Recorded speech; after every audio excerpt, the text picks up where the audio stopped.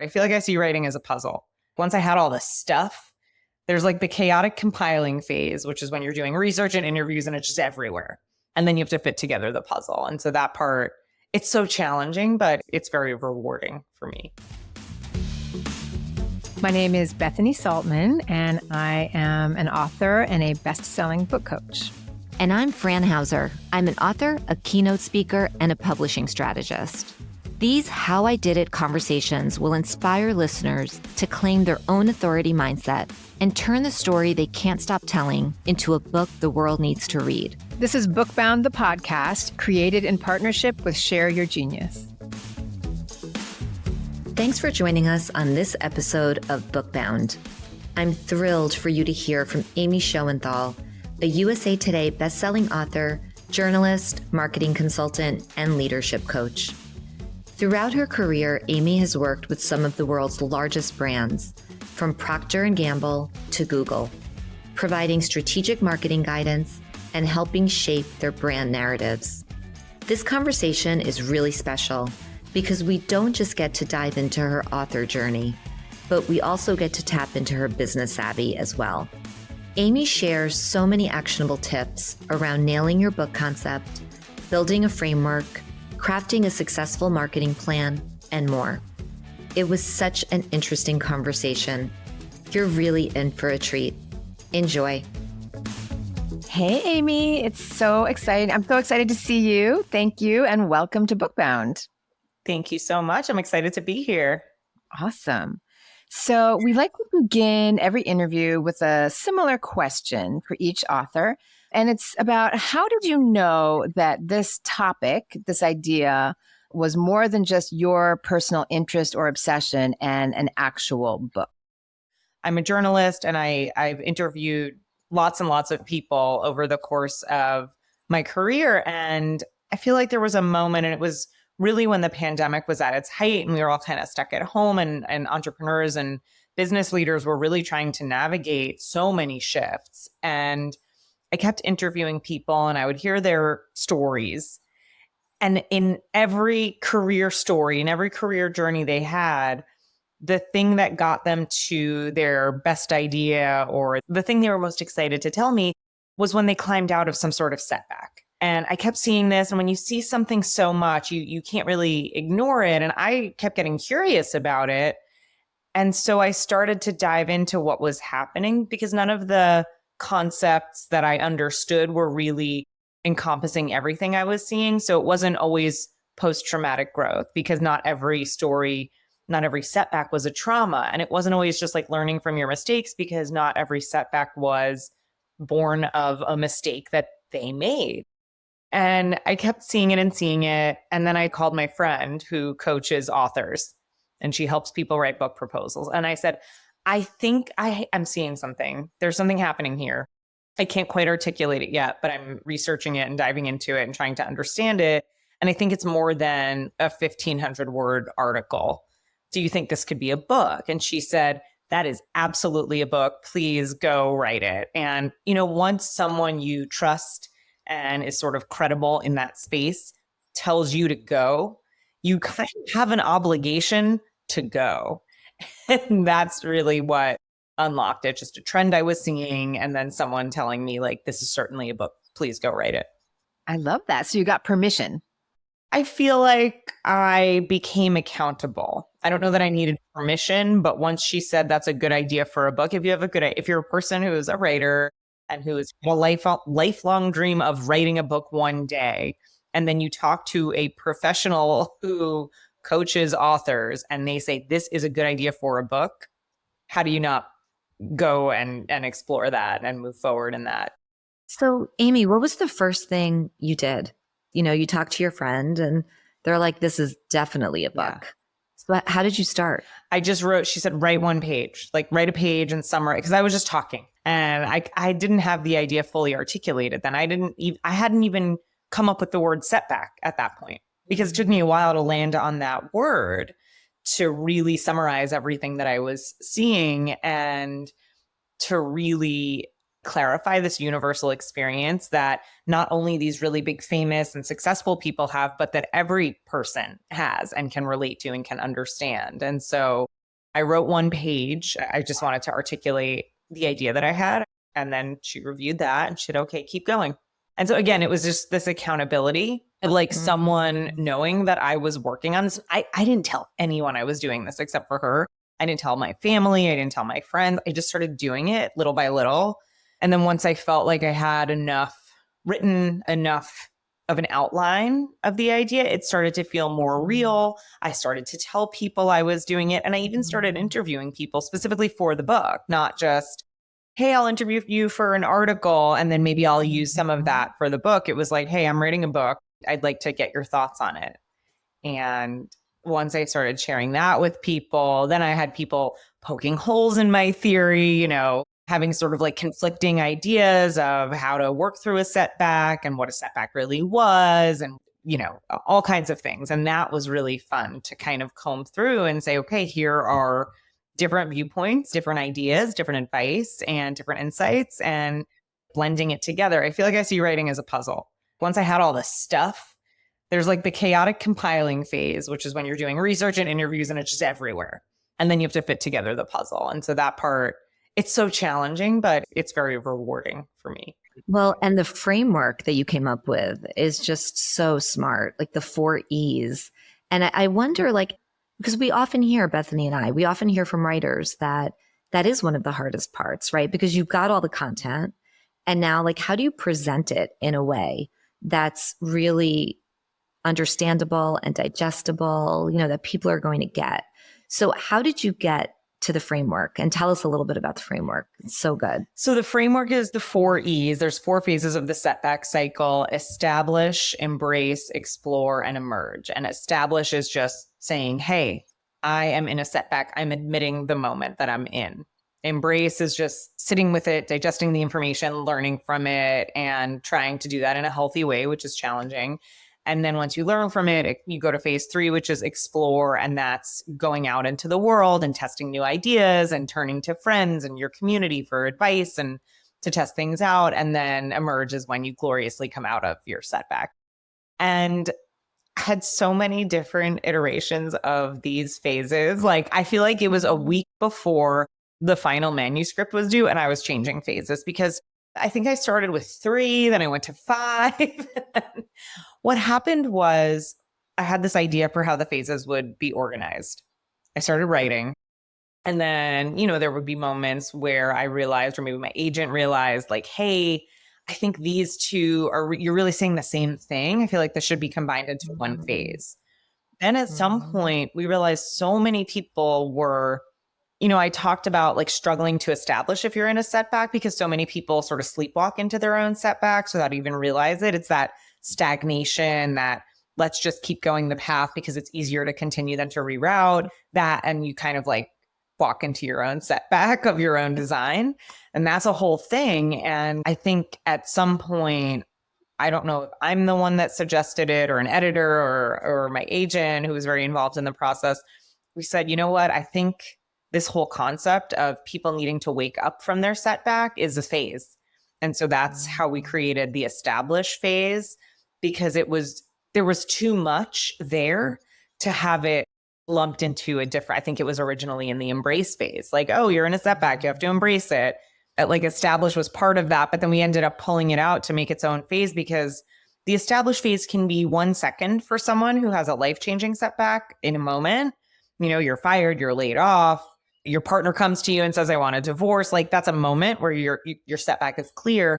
But so many of us, we don't realize we're in a setback. And I didn't realize how common that was. But when I realized when I talked to more and more people and so many people related to that idea, it just became bigger and it deserved its own phase. This is so good. I know people are going to love hearing how you iterated, how you played, as we like to say, with this material. So could you back up a little bit? And I really want to hear about when you finally found the word setback. I'd love to hear that. I love that you're talking about learning about your own material in the process with an agent. So if you could walk us through the timeline a little bit, because people think you have to have a completely done idea, then you get an agent, then you sell the book, then you write it. So mix that up for us a little bit. So there is no greater way to learn about setbacks and to become experienced working through setbacks than to try to publish a book. Oh my gosh. So like I said, I started writing this, I believe it was 2021. So we were like deep into the pandemic. People were just starting to get vaccine. I think I actually wrote the first page of it. Like I typed it out in a note on my phone while waiting in line to get a vaccine, like a COVID vaccine for the first time. Just picture the world at this moment. It's a weird time. And I think I started writing it and I centered most of the stories that I was writing around the pandemic and how entrepreneurs and leaders got through the pandemic. And the original title of my book was Visionaries. And it was like the women leaders who had a vision for the future and went out and built it. Like that was my book proposal in 2021. And now that's the name of my consulting company, Visionaries Collective. I love it. Visionaries was my book proposal. It was all about how these women leaders got through the pandemic. And I went out to a bunch of agents and I was so confident that this was my book. And I got so many responses, which I thought was great. They were all rejections, but I was pumped that people didn't ghost me. All right. This is like where my expectations are. And people came to me and every agent, and I pitched a couple of editors too, who I had warm connections to, and they all said the same thing. They all said, by the time this book gets published, it's going to be, 2024, 2025. No one's going to want to read a book about the pandemic. And one agent, and this agent did not end up working with me. I got rejected by her, but she said something so smart. She said, all of the issues that you're writing about were prevalent well before the pandemic. Go back and tie it together and make the pandemic a moment. Don't make it the whole theme of the book. Brilliant. I mean, I got so many rejections in that phase. This is, I guess, fall 2021 when I go out because I spent 6 months writing the book proposal. I go out, I'm pumped. So many rejections, but every single one of them gave very helpful feedback. And I took that feedback and I updated the book and I said, okay, if the pandemic isn't the thing, what is the thing that is tying all of it together? And that's when I started going through that thought process that I explained. Well, it's not all post-traumatic growth because it's not all trauma. And even the people who were impacted by the pandemic, the impact on their business wasn't always traumatic. So it wasn't a post-traumatic growth book. And there's plenty of books about post-traumatic growth. So that I didn't need to write that. And so that was sort of the moment when I went on my search for the thing that would tie this together. And then I came upon the definition of a setback. And the dictionary definition of a setback is a reversal or check in progress. So it's when you're moving forward on a path and you're unexpectedly bumped backwards. And that was what happened to everyone. Again, whether it was these big life-altering setbacks or the subtle, slow ones that you don't even realize until you're sort of forced to acknowledge them. Once I came on that definition and I started exploring some of these issues outside of just the lens of the pandemic, I zoomed out. I started talking to experts like a neuroscientist and some executive coaches and some psychologists to really, really dive into the concept of setbacks. And I looked at, you have to do competitive research if you're going to write a book and see what else is out there. And I couldn't find any books that were really about setbacks. There were a couple that were more about sports. And it was like the setback sets you up for the comeback. And it was like very sort of like rah. I didn't really find anything that was focused on business or career. And that's what I wanted to focus on. And there wasn't anything super actionable. There's so many books on failure. And what I love is that you're distinguishing, right? You're saying, no, setback is different. It can be a failure, but it isn't always a failure. It isn't always. Yeah. So that's a fine point that you really put on it that allowed you to put something out in the marketplace that was different. It stood out. It was a fresh concept. Yeah. No, it's so good. And it's such a good example of, you're in a zone, you're interested, you're seeing a trend, you're trusting yourself, you're trusting, people are giving you feedback, like your friend said, yes, this is good. It's just not there yet. What you're telling us is be patient with the process, trust the process, play with what you know. And yeah, it's such a great story about that. And rejection is information. Like Yes. all that rejection I got the first time I pitched the book, I didn't get one yes. It was all no's, but it was no's with here's some advice. And I'm Yep. so grateful for all of those agents and editors who responded in that way, because it did set me on the path to getting this book in the world. And then when I edited and revised, when I went back the second time around, and it was probably a whole year later, it was an entire year of me. Because don't forget, I started that March 2021, went out for the first round. It was like September of 2021. I went back that whole winter because that was, between September and November when I was getting all these rejections. I had to embrace it. I had to digest it. And then I went out, and probably that whole winter I spent revising the proposal. And I went out again to agents that spring. And that's when I got my agent, Courtney Paganelli. She's the best in the business. I love her. We've become good friends. I've now sent many authors to her. She's amazing. And I got such a better response the second time around. I went back to a lot of the agents I had already spoken to. But Courtney, a lot of them wanted me to change some things, not just like little things here and there. Like they wanted me to fundamentally change what I was writing about. And Courtney was the one who believed in this book, in the concept of the setback cycle. And she was like, this book is going to change lives. Like, I would love to represent it. And I was like, she's going to fight for me. Like, she is going to bat for me. And there were other like way more high profile agents. And I feel like their vibe was a little more like they would take me on as like a favor to me. Like, oh, that's nice. We'll take you on. And I was like, I don't know if I need like a favor. Like, I don't know. I like, okay, thank you. But she was hungry. And I was like, I'm going with her. She is amazing. So that was the spring of 22? Yeah. So that was spring 2022. We spent that whole summer revising the proposal. Now that I had an agent, we revised it and we pitched editors that fall. And I got the book deal November 2022. The timeline is actually pretty accelerated compared to what I've usually seen. Like, so to get a deal the fall of 22, and this came out in March of 24. So that's pretty amazing. Tell us about your publisher, because if I have it correct, I think this is a fairly new publisher, right? Yeah. So I feel like I was in the first round of authors. So Gretchen Young, who's a publishing industry icon, I believe, I forgot the company she worked at. I think it was like Union Square or Grand Central Publishing, some sort of subway station. So she was an editor at those publishing companies for decades. And then she went off on her own and she started her own imprint called Regalo Press. And Regalo means the gift. So she wanted to merge publishing with philanthropy. So every time they publish a book, they make a donation to a nonprofit of the author's choosing on publication day. And I love that. Yeah. So I loved that so much. And there were so many things I loved about this publishing company. And Gretchen is just such a delight and a wonderful human being and so smart. She's really like transforming the publishing industry overall. She wants to make it a nicer place. She wants to foster talent of up and coming authors. I mean, I was there as more of an up and coming author. There were a couple like more celebrities, like high profile folks on her roster, but I don't know. I just feel like I had so much support from them. And a lot of people don't say that about their publisher. Like, I felt like they were cheering me on. They were in my corner. Like, look, it was small. We had limited resources. There was not a lot of budget, but we did what we could. And it was a we. It wasn't just me. Hey there. Sorry to interrupt, but we've got some breaking news.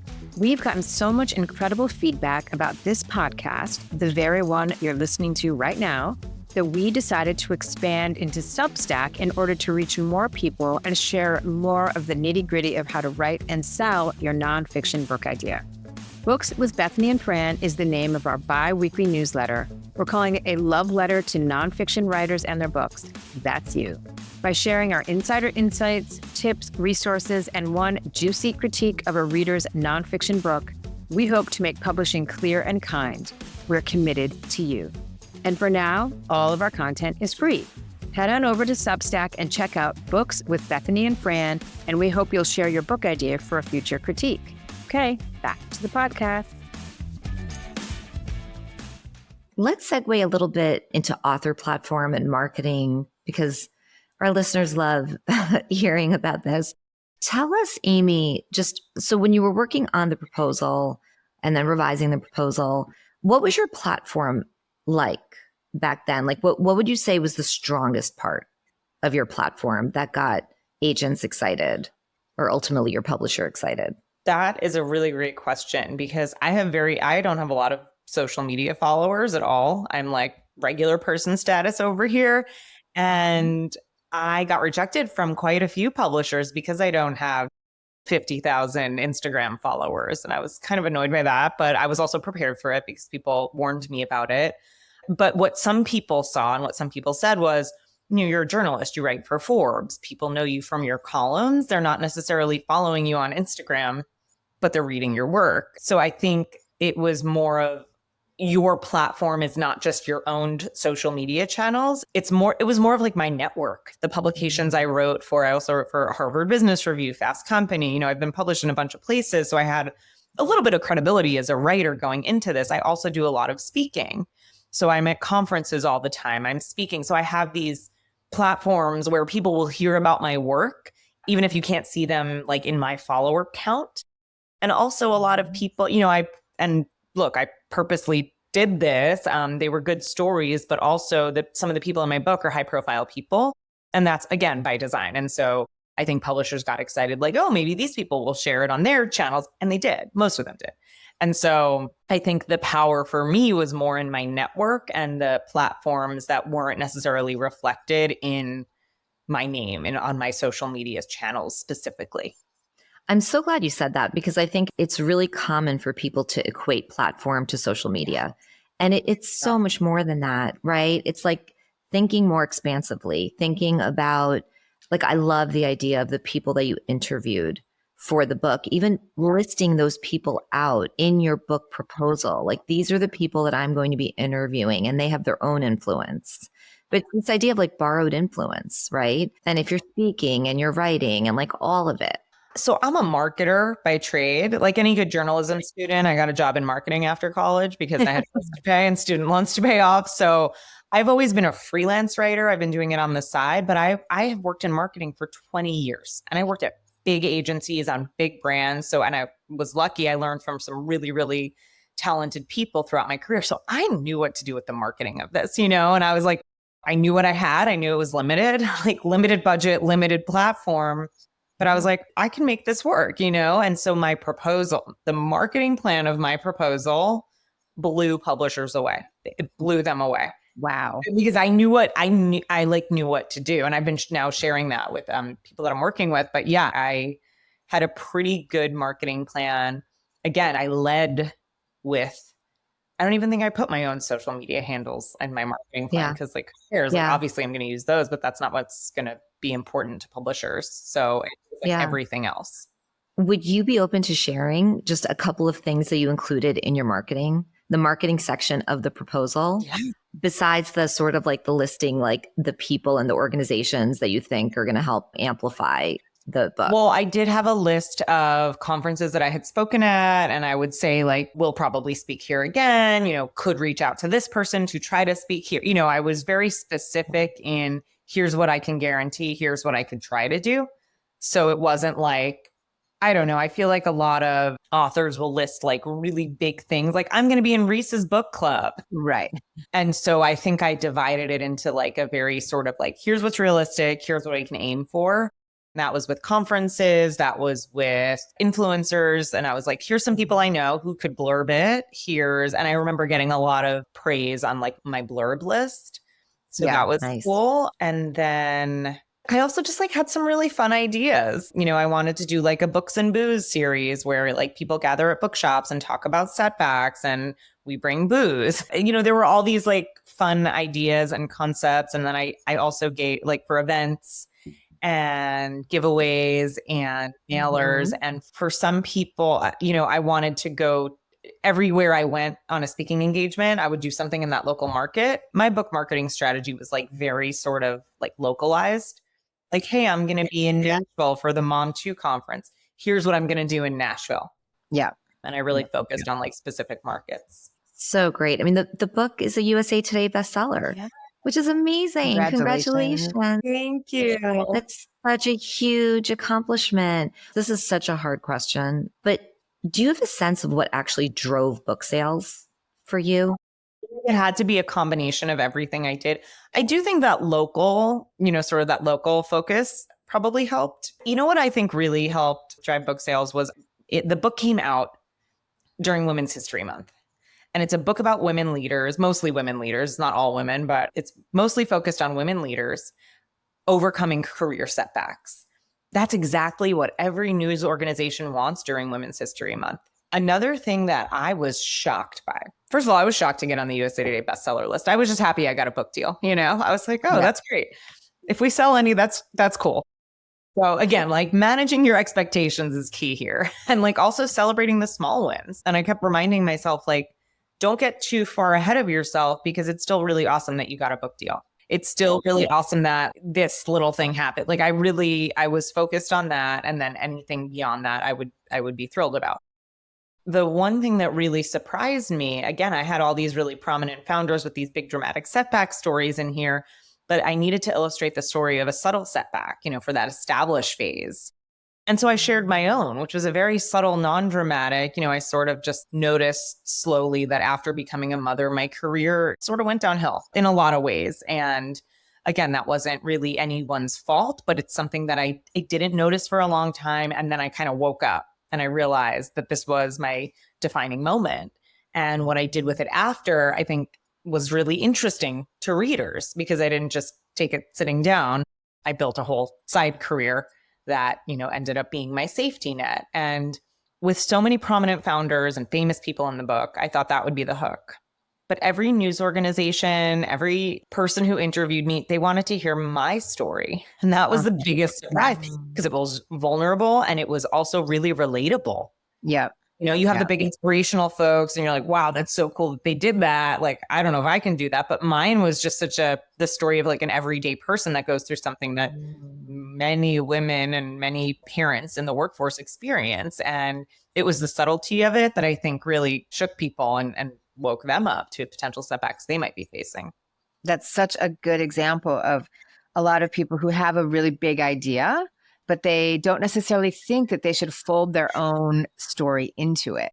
But in fact, this is what people love. I mean, I read that story again and again in preparation for this interview. That's what people were really pointing to.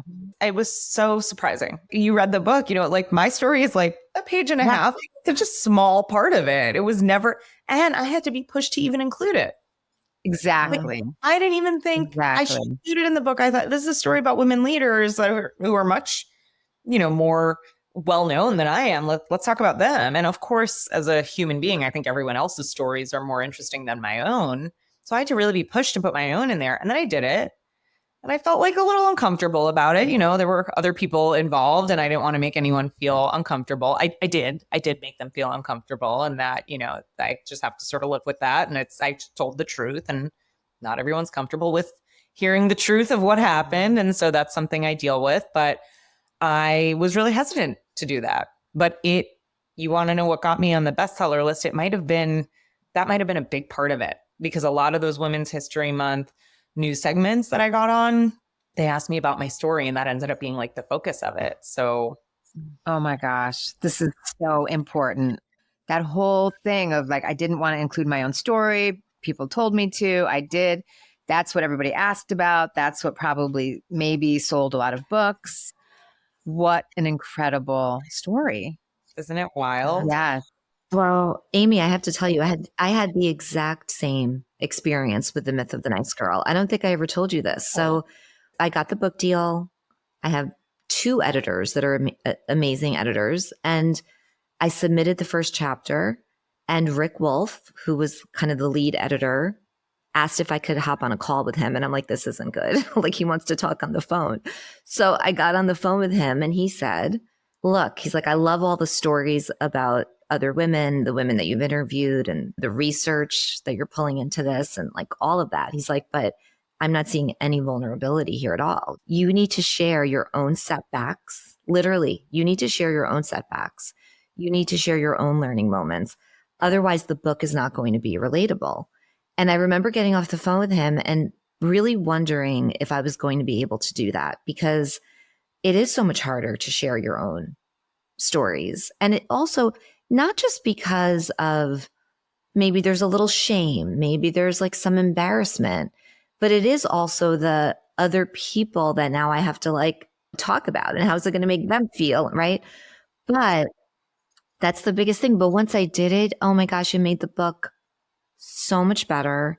And I literally approached it like every chapter I tried to tuck in, even if it was like a small like anecdote. And it's the personal storytelling that I think does make the book accessible and truly like it's something that people can connect with. I'm so glad you shared that. It's such an important takeaway. I feel like you also learn about yourself by writing your own story, because again, as a journalist, that's not something I ever did. Like I'm always sharing other people's stories.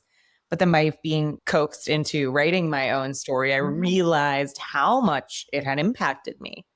Because again, I was over here pretending everything was fine, even though like I came back from maternity leave and I was removed from accounts. Like when you're removed from accounts at an agency, like that's a problem. And I did everything I needed to do. I built myself back up. I like figured it out and I built my business back up. But that wasn't fair. I shouldn't have had to do that. And I never would have said that as it was happening. I never would have said anything was wrong. I never would have admitted that there was any sort of problem because I just wanted to keep that job. I loved it and I wanted to continue to thrive in it. So I was like, okay, I'll figure out how to, since I can't work on these things that I helped build for so long, I'm going to just go work on other stuff and it's going to be fine. And I'm going to stay here and I'm going to do all the things. But, what I did on the side was, again, I started writing more. I started consulting on the side because I was speaking more and getting just more visibility. And I got the book deal all while that was happening because I turned my energy and ambition to this other piece of my life because I felt a little undervalued in the main full-time job. And that's the story of so many people. But of course, I made people feel uncomfortable in telling that story. I warned them. I was like, hey, you're going to be uncomfortable when this book comes out. And they were like, okay, cool. But then I don't think they like understood fully. Yeah, they didn't fully get it until they Well, saw it. I think I was once again underestimated. And they were like, oh, wait a minute. She really told all the truths. Okay. Good for you. But you did give them a heads up though. Like good for you. I tried. Yeah, you tried, right? Yeah. Which is the right thing to do. So when I think about like your whole like book publishing journey, the whole process, and as you said, the setbacks, in the process, is there anything that you would do differently if you had to do it all over again? I honestly don't know. What I wish, it's not that I would do this differently. Every author is going to say this no matter what level of budget they had, but like, I wish I had more resources. I wish I had more budget. I wish I could have hired a full-time. I mean, I don't know. I feel like I did okay with the publicity, but it would have been awesome if I could hire like a full-time publicist or someone to help me with my social media or just like another person to bounce ideas off of and things like that. Like I did it all myself, like everything I did to like tease the book once pre-orders were live. I mean, I had someone I worked with to help me with like graphic design here and there, and she was amazing. And then I just had like friends doing me incredible favors, making connections to people. And so I feel like I did okay, but I never really felt like I could put too many demands on one person because I wasn't paying anyone to help me. And so I guess I wish I could have spent more on Amazon marketing or done an influencer campaign or gotten on TikTok. Do you know what I mean? Like I didn't do any of that. I feel like there were all these opportunities to do so much more, but I didn't have the budget. It's like there's like unlimited opportunities and limited resources. Exactly. I always say that with this like process, right? So much of it is just really prioritizing. And obviously you prioritize well because the book is doing great. So good for you. I would also say that so many people who might have resources, they think that they can throw the resources in that direction. Yeah. And actually you doing it on your own, when your next book comes out and you have maybe more resources, you are going to be exponentially better at marketing. Obviously you're a marketer, but because you've done it yourself. And so many authors think that if they pay someone, a PR person, a publicity person, a social media person, nobody can do it like you can. Yeah. And I mean, look, there was a lot of right time, right place again, the book coming out during Women's History Month, having this vulnerable maternity leave story, having, the stories of people were also really struggling this year. There were a lot of layoffs. There was a lot of need for motivation. And once you see like the setback cycle and you see the orange cover and the optimistic sort of like vibe, you're like, what is that? People have been saying like it's a quick read. So you get through it quickly and you feel a little smarter after it. One person said it's like a gateway for other books because there's so many books that are referenced in it from all the research I did. And it got people who maybe weren't big readers to like breeze through my book and then get like curious about maybe exploring some other books that I referenced in there. So that made me feel good. So I know it's really soon to ask you this, but do you see yourself writing another book? Oh yeah, I'm already working on my next book proposal. What is it? What is it? Can you share a little? It's funny. If you read the last chapter of the Setback Cycle, you'll see hints for it. Ooh, okay. It's like a little bit of a spinoff. I didn't realize how many hints there were to the next book, which I got the idea for as I was probably finishing up this one. But if you read the last chapter, you'll see it. And I didn't realize how clear it was until I started recording the audiobook. Oh. And I recorded the audiobook. I was already writing the next book proposal. And as I read that last chapter out loud, like every word, I was like, oh my God, it's all here. Actually, the audible, the narrating, I loved that process so much. It was such like a special, like intimate process, especially because it had been so long, like after the book went through editing and copy editing and proofreading. And I almost felt like I lost a little bit of connection with the book for months. And then like going into the studio and like narrating every word, it really did feel so special. So I love that for Amy.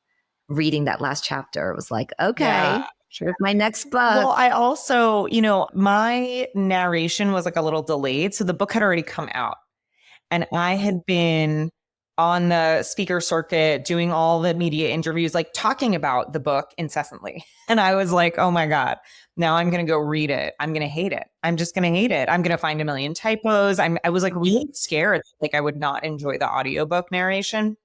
So I go into the studio and I read the whole thing over the course of a couple days and I loved it.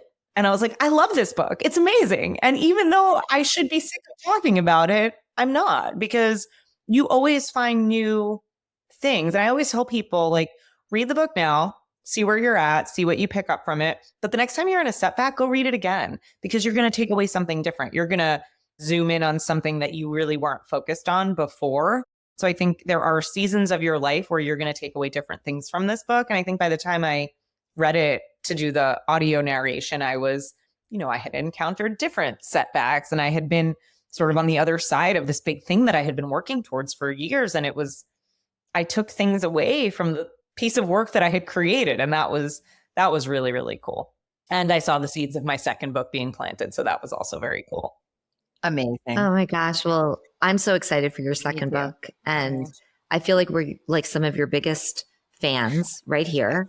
We adore you. Thank you so much for joining us today. I'm so excited for everybody to just listen to all of your wisdom and just all of the gems that you dropped. Amy, what is the best way for people to just stay connected with you? LinkedIn, Instagram, my book website, setbackcycle.com has the contact me info. So if you want to get in touch, just go to my website. Easy to remember, setbackcycle.com, and then you can connect with me there. Amazing. Amazing. Thank you so much. Good luck with everything. Thank you so much. Bye. Thank you for joining us on Bookbound. If you like what you heard, please subscribe and rate and review us on your favorite podcast listening platform. Please visit us at bookboundpodcast.com for more on us and how we work with authors.